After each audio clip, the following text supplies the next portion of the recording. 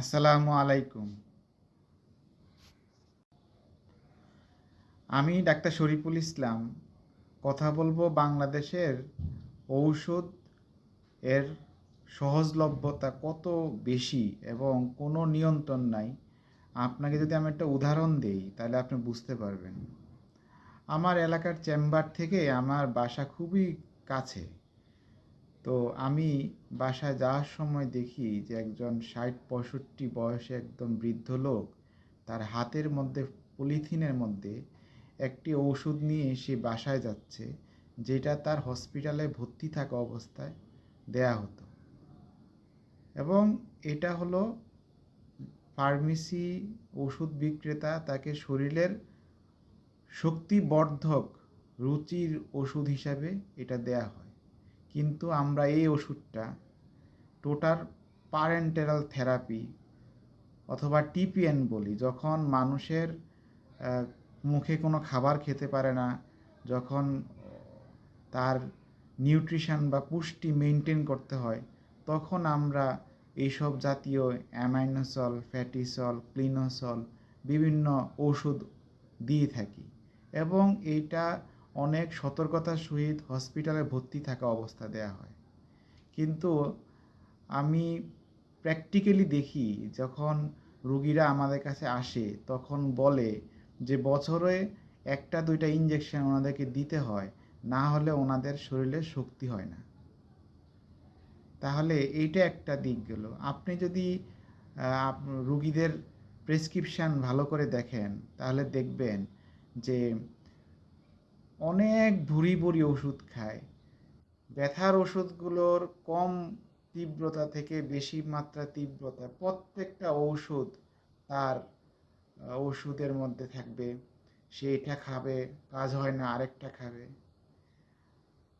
আমাদের প্রচলিত যে অ্যাসিডিটি অ্যান্টি আলসারেন্ট বা মানুষ যেটাকে গ্যাসের ওষুধ বলে, তার অবস্থা তো আরও ভয়াবহ।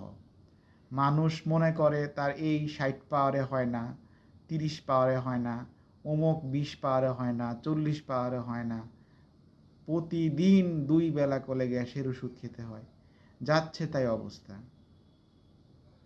তাই আমার খুব মনের ইচ্ছা বাংলাদেশ সরকার যেন ঔষধের উপর একটি খুব নিয়ন্ত্রণ আরোপ করে, যেন প্রত্যেকটা ঔষধ, এটা একটা প্যারাসিটামল হোক, একটা নাপা ট্যাবলেট হোক, এটা যেন হিসাবের মধ্যে আসে।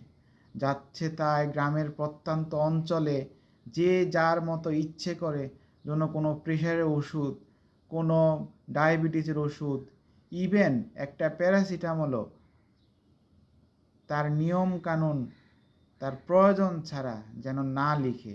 এই জন্য সরকারের উচিত, সরকারের অন্যান্য অনেক সিস্টেম প্রায় 100% এখন সফটওয়্যার অনলাইন সিস্টেম হয়ে গেছে। যেমন আপনি যদি চিন্তা করেন যে আয়কর রিটার্ন এখন সরকার চাচ্ছে পুরো সার্ভার 100% অনলাইন করে ফেলতে। আমি খুবই ইচ্ছা পোষণ করব এবং অনুরোধ করব যেন বাংলাদেশে একটি কেন্দ্রীয় ঔষধ প্রেসক্রিপশন ডাটাবেস থাকে, যার মাধ্যমে শুধুমাত্র রেজিস্টার্ড ডাক্তার, বিডিএস, এমবিবিএস এবং ততূর্ধ্ব ডাক্তাররাই শুধুমাত্র প্রেসক্রিপশন করতে পারে। আমার আরেকটি স্বপ্ন হলো বাংলাদেশে যেন প্রত্যেকটা রুগী তার হসপিটালে সে তার নিজের একটা বিছনা পায়। এই জন্য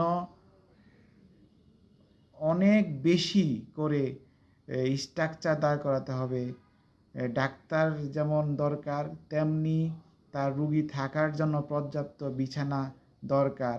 বাংলাদেশে বড় বড় মেডিকেল কলেজগুলো, Dhaka medical, Mymensingh medical, Comilla medical, যতগুলো মেডিকেল কলেজ, জেলা সদর হাসপাতাল, উপজেলা হাসপাতাল রয়েছে, মানুষেরা এখনও এই 2025 সালে এসেও আপনার ফ্লোরে বিছানা করতে হয়।